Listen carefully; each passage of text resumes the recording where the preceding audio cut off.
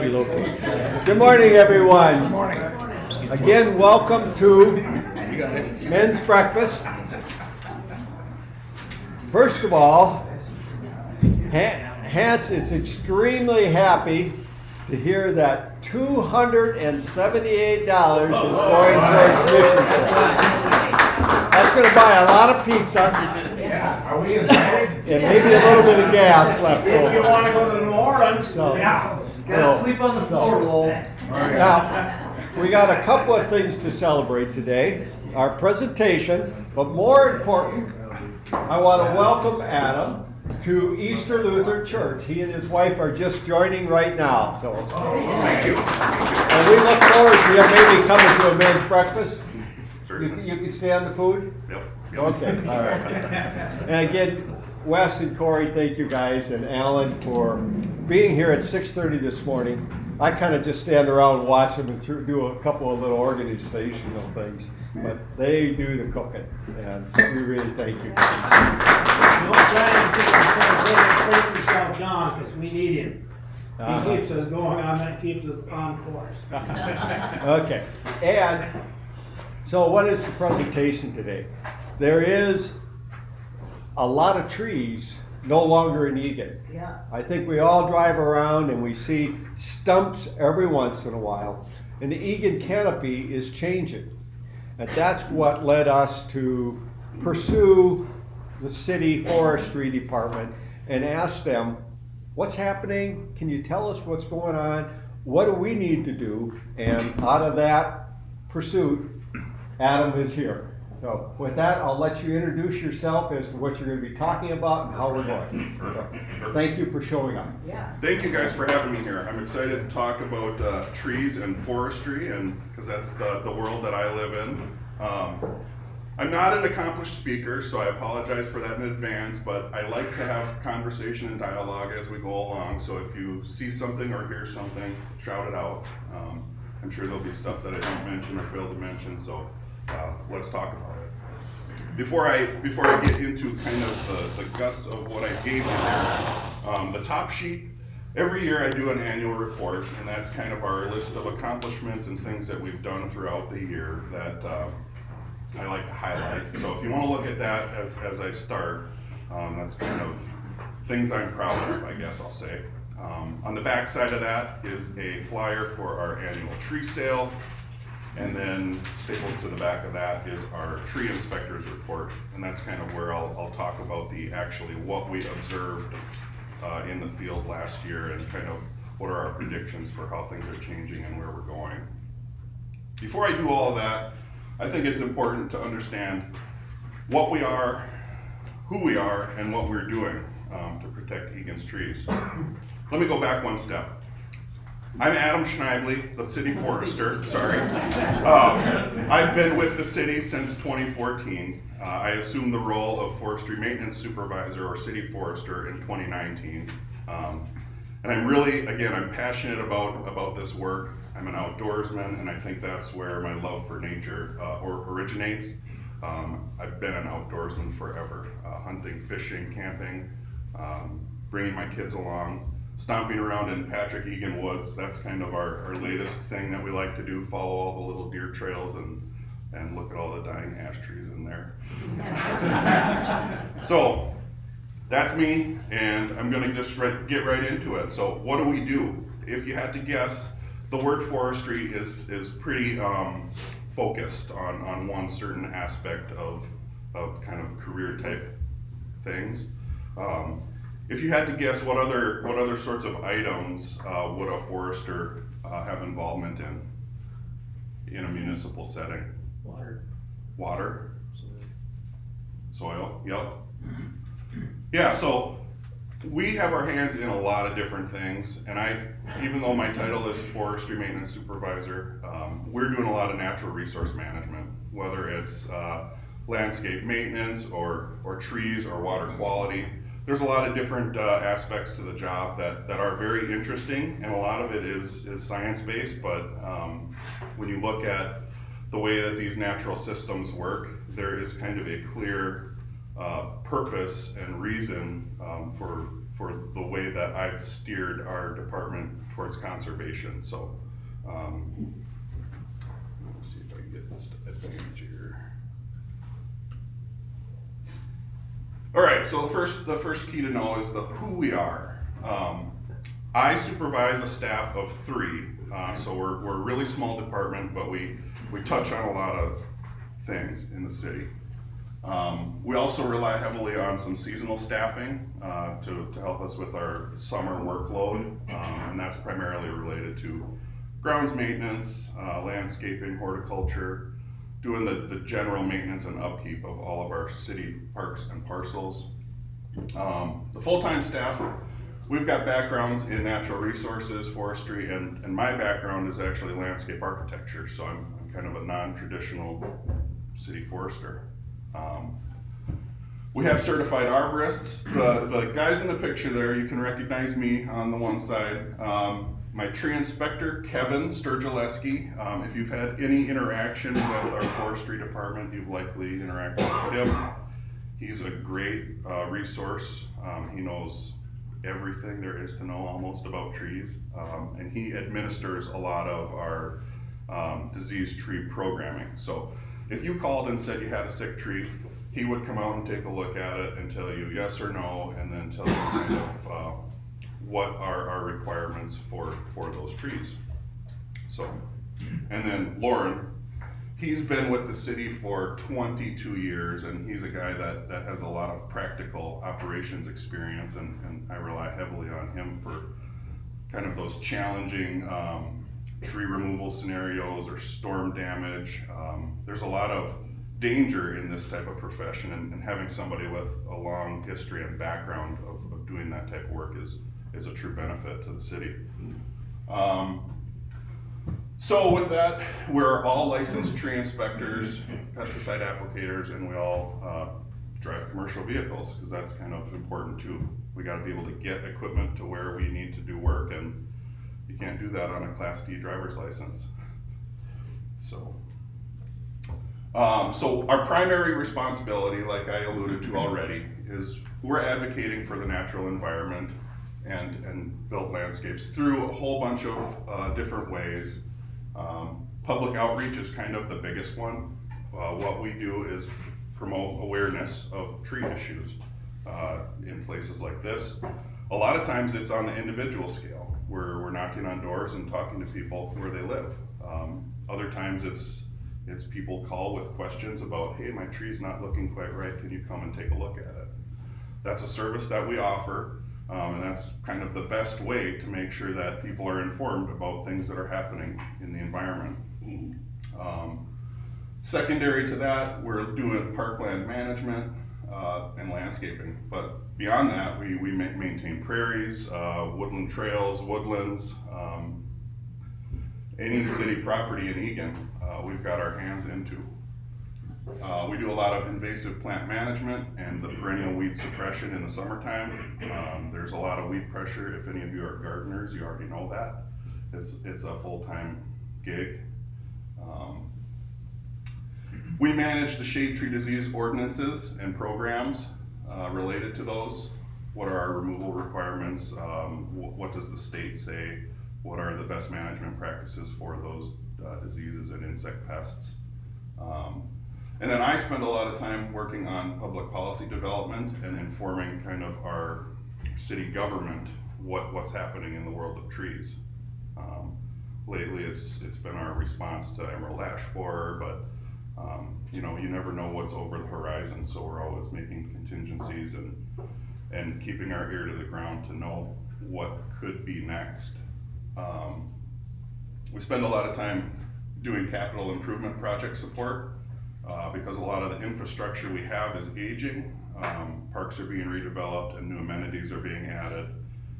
And all of those things have some impacts to the built environment or the trees and landscapes that are already in place. So it's kind of my job to make sure that we're looking at things from the trees perspective and making sure we're not taking too much, and if we do, back planting, essentially, balancing things. Emergency storm damage, that's a big one. The last couple years we've had quite a few wind events that have caused a lot of damage. Sometimes it's challenging because trees don't always stay where they're supposed to be. Sometimes private trees cross into public property, sometimes public property trees cross into private property. Private trees fall on private property from one property to the next. So it's a lot of, again, informing people of what the rules are and what best ways are to manage and approach these types of scenarios. Kind of one of the last big things that I am involved in is application and enforcement of the tree preservation ordinance. And that's primarily related to development. You know, all of these new buildings that you've seen going in, senior living is kind of a popular new one. They're gobbling up all the open green space, and my job is to make sure that when these buildings are built, they're abiding by, excuse me, our policies and not removing too many trees, and if they do, holding them to the standard for replacement. So every development that happens gets looked through with that lens, and I apply that ordinance to the development, even if it's a residential. So that's kind of what we're doing, and that's more than just talking about trees, but it's all tree related. So with that, where do we work? I'm sure you guys might already know this. It's kind of interesting when you actually look at the amount of acreage that we're talking about, because it is significant. And that is just in our parks. But that is not all inclusive.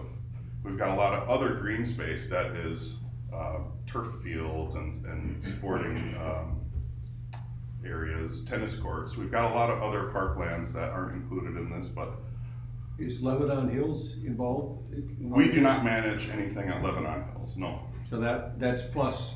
So that is excluded. That's not included in my numbers here. Yep. So 668 acres of public woodlands, 25 acres of prairie, which grows every year it seems like, and then we've got all of our ornamental landscape beds.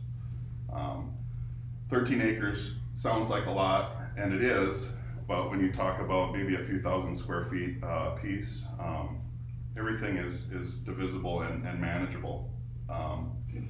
We also service, you know, within those acreages, 61 parks. We've got 55 public parcels, the government and enterprise sites, and then a whole bunch of other support buildings and parking areas. So we're really doing a lot and covering a lot of ground, and really with our goal is to provide those safe recreation opportunities and maintain healthy environments for everyone to enjoy. That's kind of the bottom line. Are you part of Holtz Farm too then?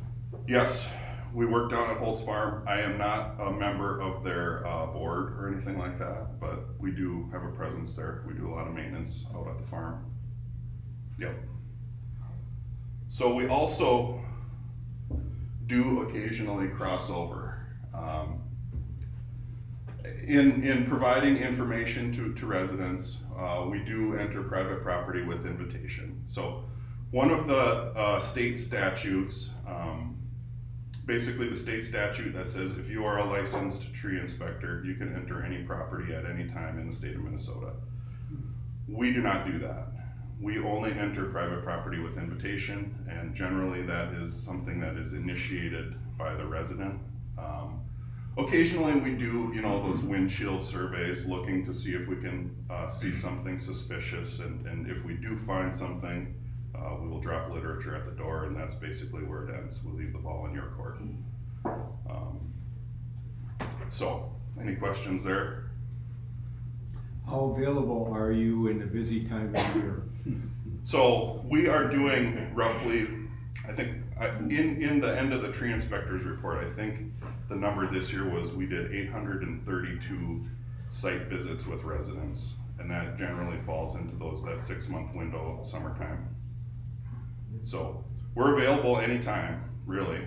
Business hours kind of 7 to 3, Monday through Friday. If you've got questions, call. We'll come and visit. So. Adam, real quick, I apologize. So Yep. back on your previous slide, do you feel Yep. with your 3 staffers and seasonal that you are able to accomplish? the demands that are out there? Say that again? Are you able to accomplish the demands? Yeah, and yeah, stuff that's out yep, we are. So the challenge the last few years, well, right when COVID started, we had this internal city policy that limited our vehicles. We could only have one person per vehicle. And that summer was a challenge because we could only hire 6 people. This is a lot of work for 6 people. So I think, and that's one thing that I'm really proud of, is that we're doing a lot with very few resources. So yeah, it's good, but it's hard. So so next couple slides, I just have some examples of the types of things that we're doing. We're doing all the planting, we're doing all the floral arrangements, we're doing all the seasonal decor. The primary spots we're doing this are the enterprise sites, Cascade Bay, City Hall, the campus at ECC. If you've been around any of those places, you've seen our work. We do all the annual planters, landscape design work. Yeah, I find that fun. That's kind of a good, I don't know, you get to use your creative ability a little bit more than normal, than just looking at trees. And you work with the Egan Garden Club too, don't you? We do work with the Garden Club, yep. Yep, they've been, it seems like as time goes on, they have fewer and fewer active members, but they're doing a lot out at Holtz Farm and They're in the dying library. Well, it's hard to find volunteers, honestly, for anything, so, yeah. The park tree health management is kind of key to what we do. Unfortunately, I end up having a lot of kind of uncomfortable conversations a lot of times with residents, because the answer is remove your tree. But so we're doing our best out in the parks to basically live our philosophy and do as much as we can to save and treat the trees with respect that we have. And in the event that we have to remove them for whatever reason, we're always replacing more than we remove. We are treating a lot of our ash trees with the plans to remove and replace all of them at some point. So How long does the treatment last? I can talk more about that later, but the treatment for ash trees is a 2-year cycle. So basically every other year you need to retreat your tree. And the reason for that is the tree is still growing. And so as that chemical, so the chemical travels the water system in the tree, it only basically it stops at the tips of the roots, or at the tips of the branches. Now as that tree grows, that effective chemical basically doesn't reach the extremities at that point. So, I don't know, that's probably not the exact technical answer. The chemicals also have a short half-life, so if they are exposed to UV and they degrade over time. So. Are you gonna talk about replacement then, or like a replacement program, or what? You know, so if we have a bunch of trees that need to come out, what do we need to put back in? Yeah, so we can I can make recommendations on that, but generally what we're recommending is people use the University of Minnesota's tree list. That's basically the best. You can go to any nursery and they can make a recommendation, but a lot of cities around and a lot of nurseries, they're promoting some stuff that is maybe more available but less. There's things out there that are marginally hardy and they don't quite work here. Okay. So the other ones to avoid are kind of the ones that are the hot sellers, the autumn blaze maple that, you know, the nurseries sell thousands and thousands of them a year. The problem that we had with EAB, well, and actually, let me step back. The first tree was the elm tree that everybody was planting heavily. Those basically got wiped out with Dutch elm disease. So then the next fastest growing tree that was readily available in the nurseries was ash. And we can see where we're at with ash. So, you know, the concern is if the most popular tree at the nursery is now autumn blaze maple, well, what happens if the next bug likes maples? And we're kind of stuck in this cycle. So the best policy for tree replacement is to add diversity where possible. And unfortunately for us, we're in a place where our plant palette is kind of limited because of the extreme cold that we get in the wintertime, which is becoming less extreme. So when I said marginally hardy, there are some trees that thrive in the next zone south that could eventually potentially thrive here, but not yet, because we do still get some of those colder winter temperatures. So I take a lot of pictures because it for two reasons. It helps me to remember what I've done and where I've been, and you know, it documents all of these weird things that we see.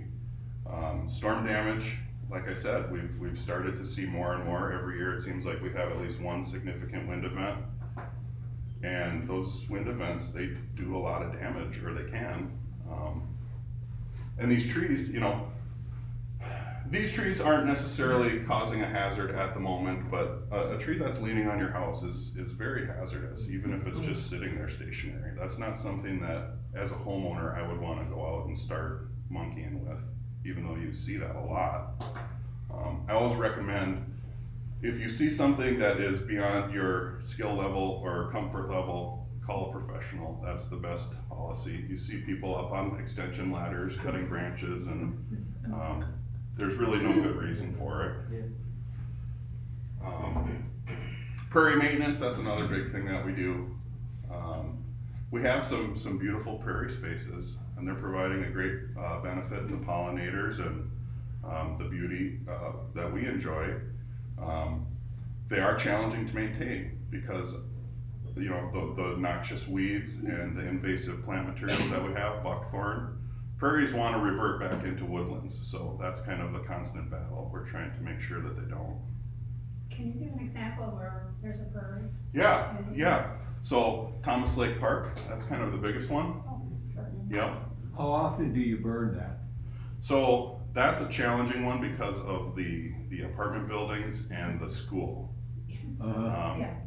The direction of the prevailing winds basically limits us to burning only on days and times when the wind is kind of stagnant and the fires don't generally carry that well. It's probably been 7-8 years since that's been burned. It's been mowed more recently than it's been burned. Yeah. So And burning that's the best. the best. Yeah. Does that also germinate seeds that are dormant by heating them up? I've heard that in the past. So it can do both. Yeah, it can activate desirable seed, and it can also sterilize noxious seed. Yeah. But it also prevents those woody stem things. It girdles those too. So that's kind of the reason we like burning the most. It has so many benefits, and then you're also recycling all of that green material. So. What time of the year do you usually burn? Is it a fall thing or a spring or? So we've been targeting spring. Spring is generally the easiest. Fall is a little bit more challenging in terms of stopping the fire. So. Second picture, it's the art house, right? Art house, yeah. And it was noticeable, it seemed this year, just with less moisture. Yeah. Plantings weren't as tall. Is that something? So the thing that's going on at the art house is when that was seeded, it was seeded with two different lots of seed. So like the back half is seeded with a different mix than the front half. So there is a difference between the two, but I'll agree the summer drought really knocked down a lot of the stuff that would have otherwise been green. The thing I like about that prairie is if you catch it at the right time, mid to late summer, the butterfly weed is it's nice, bright orange flowers that grow, you know, kind of short in terms of prairie plants. They're beautiful, and we don't really have an abundance of those anywhere else.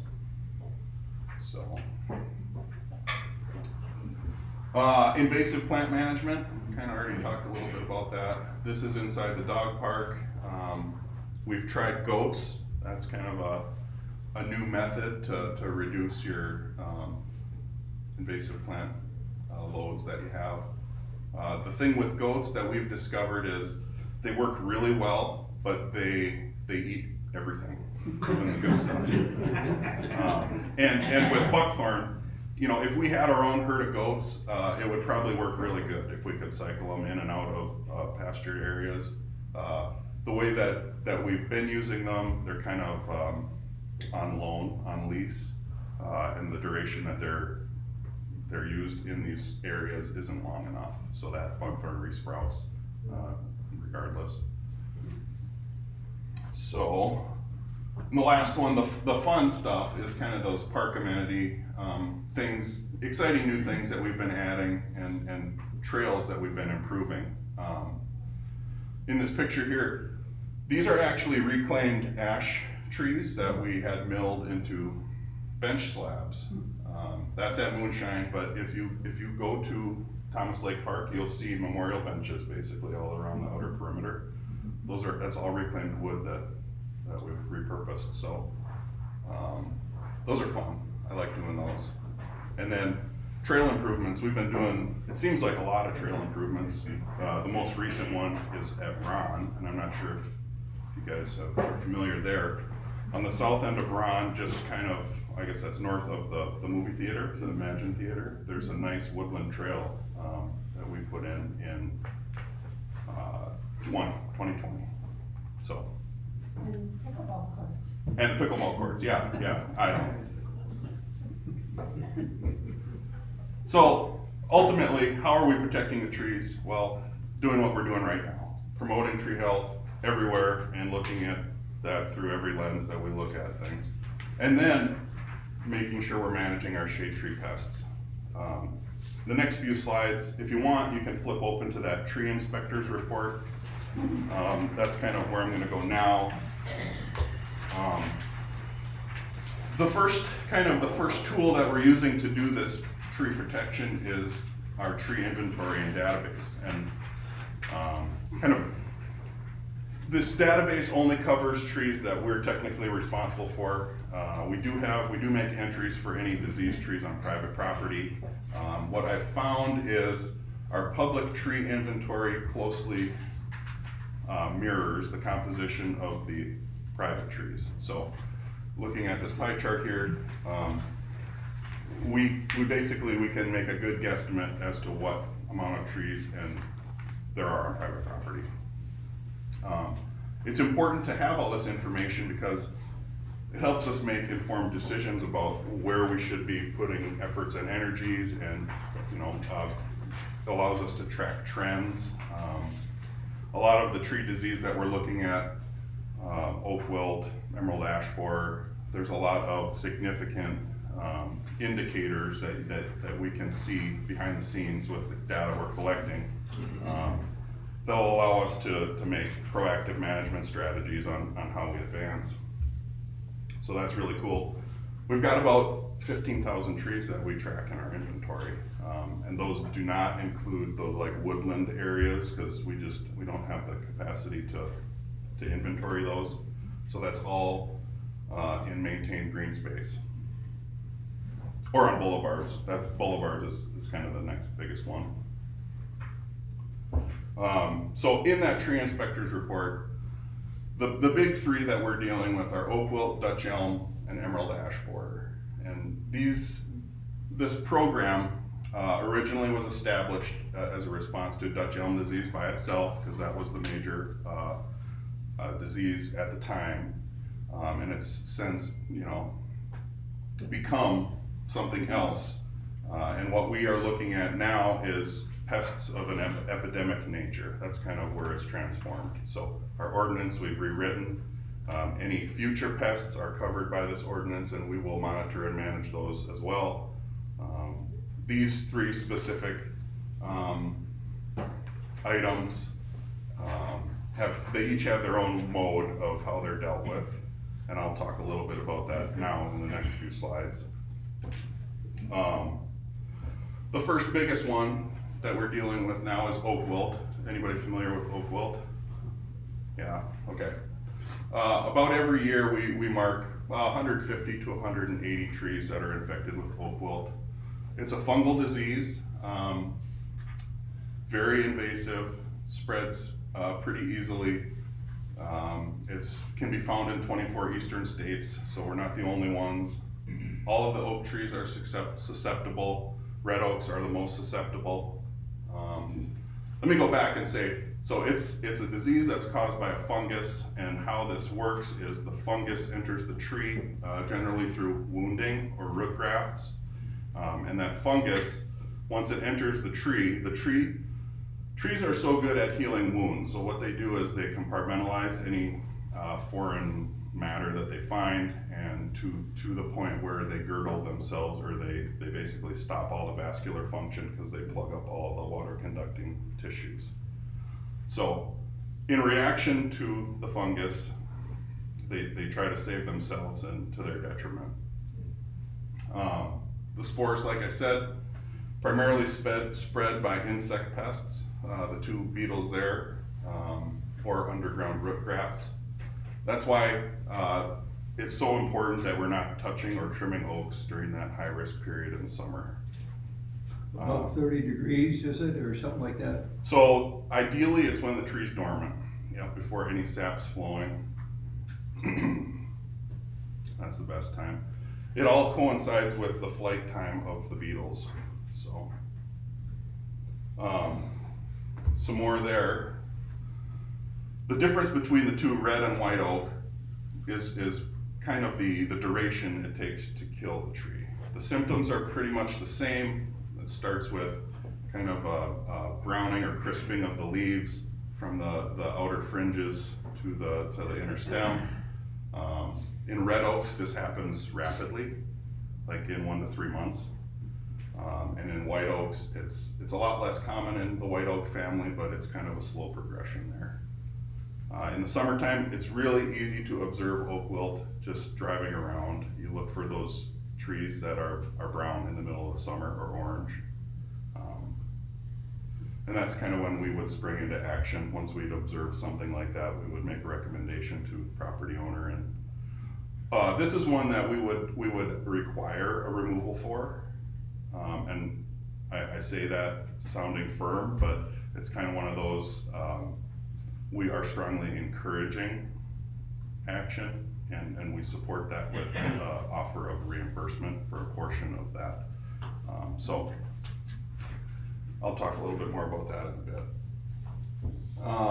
bit. Observed instances in 2022, we marked 154 trees. About a third of that, maybe a little bit more, was on private property, and the rest was on park property. So it sounds like a lot, and it is, but that's one of those things where as soon as we identify an infection center, we hop into action and we remove the infected trees. And then what we do is we bring in a contractor that has, it's called a vibratory plow, and they cut basically a trench line 50 feet out from the trunk of the tree.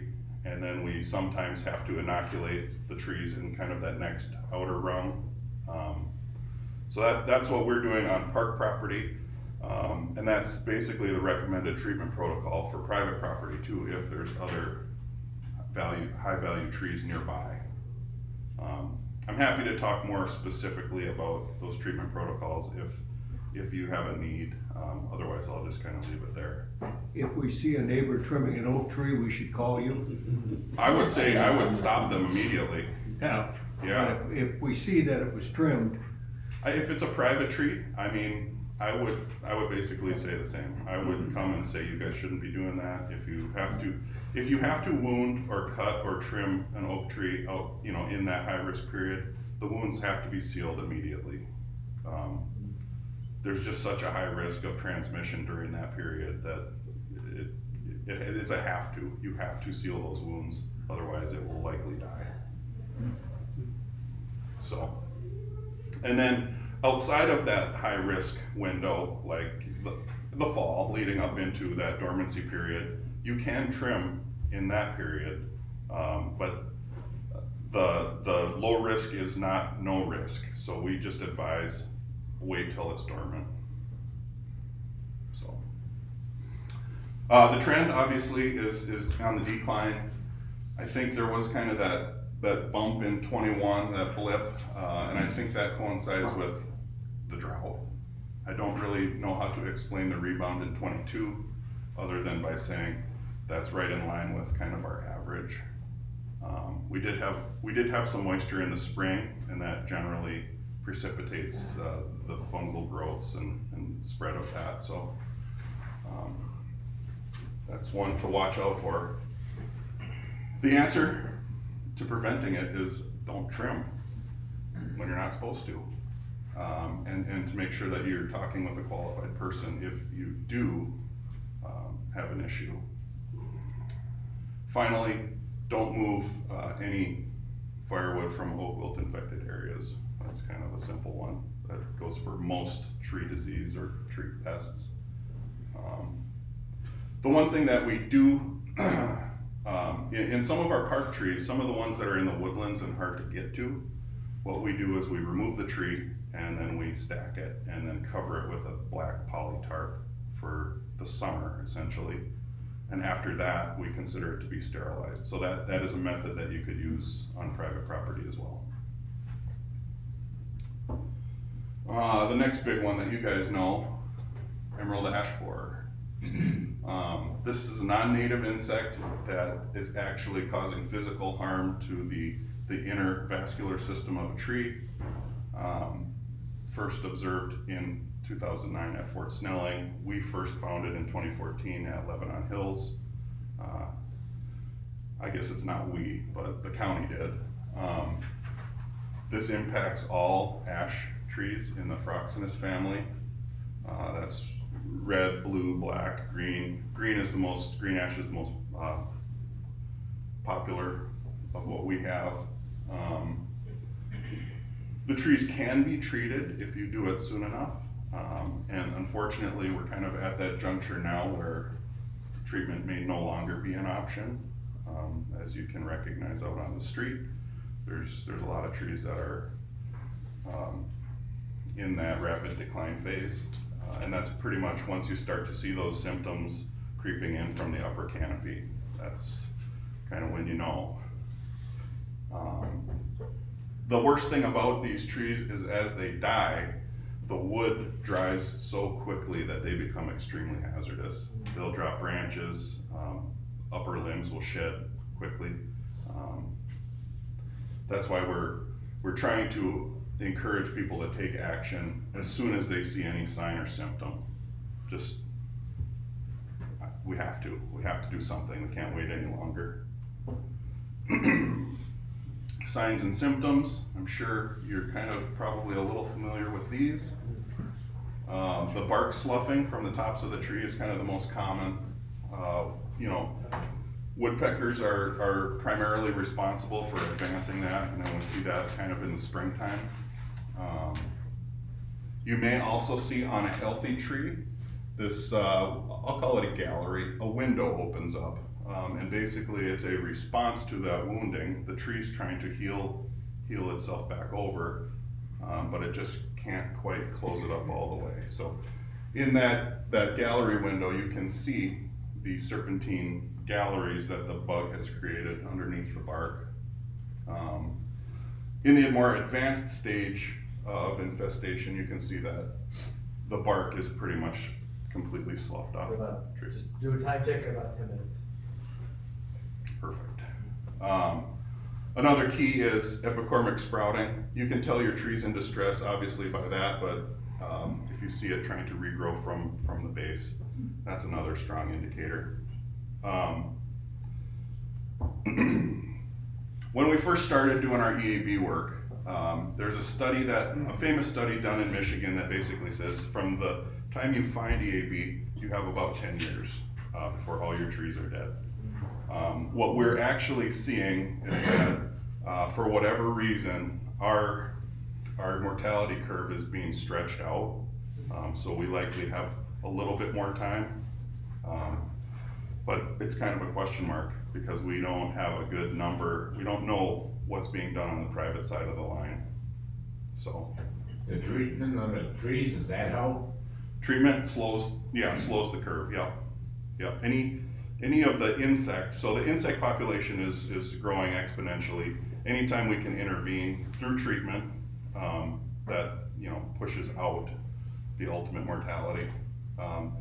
And those trees that are treated are actually providing a benefit to trees that aren't treated, because the bugs gravitate towards, well, wherever they want to go, and any bugs that try to lay eggs on treated trees, those eggs ultimately die. So there is a benefit to treatment beyond just your tree. And that could be an explanation for that, but my guess is that a few cold winters and some of that treatment, residual treatment has been. Are you gonna address the kind of treatments available? Sure. So the two primary methods are injection or basal root drench. We aren't recommending the basal root drench anymore.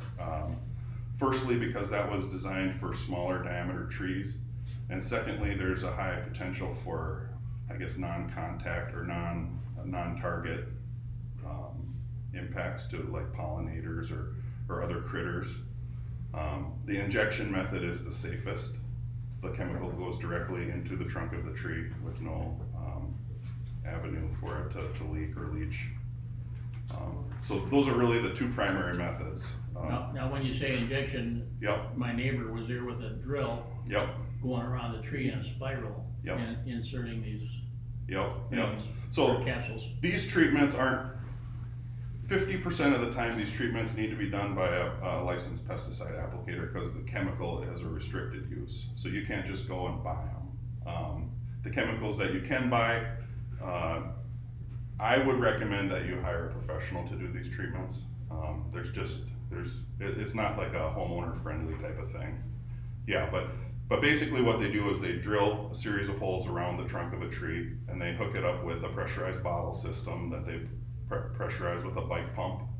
And then as the tree basically wicks the chemical, that's how the treatment works. I would imagine though there's a point of no return. I mean, the tree might be so dead that Yep. you can't save it. Yeah, so the general rule of thumb is 20 to 30% decline, or canopy loss, is kind of the cutoff. But that is something that a professional would be able to give you an opinion on whether or not you should treat this tree.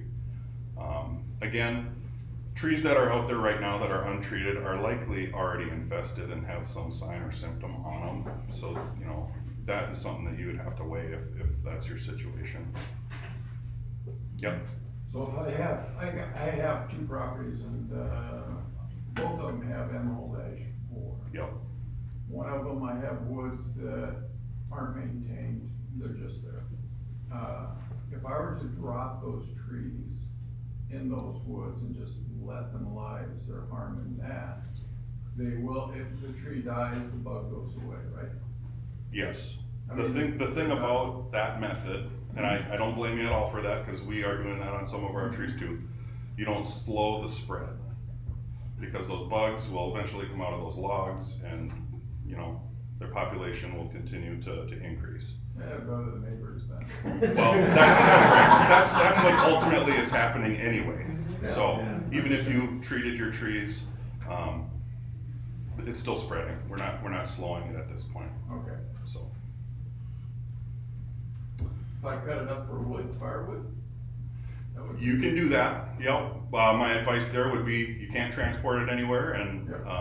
Understand? I would use it as quickly as reasonable. Sure, Yeah. So Okay. kind of for those same reasons. yeah. Actually, technically, that wood can't leave a quarantined area, but most of the metro and now spreading north and west, we're in quarantine for quite a ways. So Mhm. the MDA has good guidelines, and if you needed to know exactly where you could and couldn't take it. Okay. What's the answer? Protect those high value trees if you have them, if it's not too late. Contact qualified professionals for that service, and make sure that we are addressing those hazardous trees promptly, for liability's sake. Don't transport the wood, and finally, replant. A 2010 DNR survey told us that we have about 50,000 ash trees in Egan. And I would guess a third of those are on public property and the rest private property, so it's a significant thing. and also drives the need for us to replant. So if you remove a tree, plant two. Yep, okay. Any more questions on EAB? Yeah? Okay, all right. Is there any future reimbursement to help for, like, the church had to take all Yep. of our trees out? Is there a potential that someday we might be able to, Yep. besides So the tree I have sale? a slide for that. Okay, Excuse me. We do have a reimbursement available for anybody that's done work on private property for ash injections or removals. I have a slide for it. I'll tell you a little bit more in a minute. Dutch elm disease, this is one that was big. It's also fungal wilt disease. We're seeing it's basically tapering, it's burning itself out. There's still a lot of elm in our woodlands, but we aren't actively monitoring Dutch elm because the incidents are so low. It's kind of similar to oak wilt in the way that it works, though it only affects elms and primarily the native elms. On the market, we have seen there's some new hybrid resistant elms that are actually very good, and they have inherent resistance to Dutch elm disease. They can still get it, but we're investing a lot of money into planting elm trees, this new crop. What variety are you planting? There's quite a few. I can give you a specific recommendation, or I can get you a list, but there's probably about 20 hybrids now that are reasonably good. So since we are seeing it taper to almost nothing, I won't spend a lot of time on it, but if you have elm trees and you're concerned about this, I can certainly provide some more information another time. Yeah, making sure that we're staying on top of all of these tree diseases is kind of the key to being successful in managing them. And we also want to make sure we're protecting trees where we can and supplementing non-native target species. Two other last things, emerging tree issues. Two-line chestnut borer is not a new one, it's been around for a long time. But we've seen kind of a resurgence with two-line chestnut borer, primarily in the oak tree families. And I think really it's related to drought. Drought really causes a lot of trouble with trees because the suppressed defense mechanisms make them more susceptible to other attacks. And that can be seen basically in any tree species, even with the ash. The drought has really caused a lot of problems and allowed EAB to advance a lot more rapidly. So it makes it really hard to get a clean diagnosis on a tree that's having issues, I guess is the key to that. We see trees that have combined symptoms that are kind of look-alike symptoms, and the only real way to get a good diagnosis on something that's a disease versus a pest is to have a lab, certified lab, test the tissue to make sure it is what it is. Yeah. Cost share reimbursement. So we started doing that in 2000, primarily to buy compliance for any time we would ask for oak wilt trees to be removed. We offer up to 25% or $500 for any required tree removals or preventative treatments to oaks. And then on the EAB side of things, 25% up to $200 in a calendar year for removals and $100 for preventative treatment. So it's available to everybody. We don't widely advertise this like on our website or anything, but you heard it from me. If you know somebody that has to do some tree work, we have a little bit of incentive to, go ahead. With the reimbursement, do you help like townhome associations with that too? We live in Thomas Lake Country Home. Yep. And have a ton of ash trees Yep. in there, and we have been treating them for Sure. several years. If they show any sign of decline, they come down. Yep. But the majority of our ash trees look beautiful. Yep. And we've been able to preserve them. Yep. But, you know, this coming year, I'm the chairperson of our tree Sure. committee, I think we're spending about $3,500. Yep. Yep. to treat those trees, but then to take one tree down, I got a price on it, they were gonna charge $2,000. Yep. You know, with the stump grinding and everything, so to me, that's one tree. Yep, yep, So for us, it's been worth the investment in saving these trees and knowing that gradually we've been able to take some down and Yep, replace yep. gradually, so it isn't like clear cutting like I've seen in some areas. And I'll be the first to admit, we are guilty of that. But like you said, the cost is kind of what drives everything. Yeah, So back to your original question, we would not be able to process a reimbursement from the association, but we could from individuals that own property where work is being done. oh, It's more cumbersome, but primarily this money's programming is designed for individual owners. So the church would not qualify then for taking our trees out? If it came from one address and it was a person that was applying for the reimbursement, I think that would still qualify. What is that easement from the curb to, in your property line? Yeah, so that's a good question. Easement is kind of tricky because they're not uniform across the city. I could tell you specifically if you gave me your address, but in general, it's 12.5 to 13 feet behind the back of the curb. There's some spots in town where it's only 5 feet. There's some spots where it's 20 or 25 feet. Right. It all is dependent on your address. So I can certainly help with that. another thing we're seeing in our area is the Colorado blue spruce. Yeah. With the needle drop disease, Yep. we've lost a number of our 30-plus-year-old evergreens because of it, and just this winter, I'm seeing some of the ones that are left really thinning out again. Yeah. Needle cast or diplodia, there's a whole bunch of different, it's fungus basically that is advancing up the center of the tree. Those trees, Colorado blue spruce, they're not really meant to be here. But they sell we have, them all over. I know, and they are a fine tree, but the humidity levels and kind of the conditions that we have here are totally different than what they have in the high mountains. So that's where it comes from. It's moisture and the advancement of the spores that you can't stop. So there are treatments available for it, but by the time you realize it, and the cost, it's not really worth it. Yeah. So. Do other municipalities or cities have a similar program for that forestry and like you have in Egan? Yeah, I'm yeah. not from Egan and No. Laurel Heights or. So lots of other cities have forestry divisions. A lot of times they'll be combined with public works or sort of like natural resource management. We're maybe a little unique in that we're an offshoot of the Parks Department with separate staff, but pretty much every city has somebody that's responsible for tree things. Okay. Yep. Well, what incentive then do I have as a homeowner?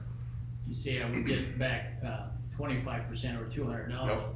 What if I just leave that tree alone, thinking that I'm gonna be moving in 5 years, I'll let the next guy worry about it? You don't have 5 years. Oh, okay, all right.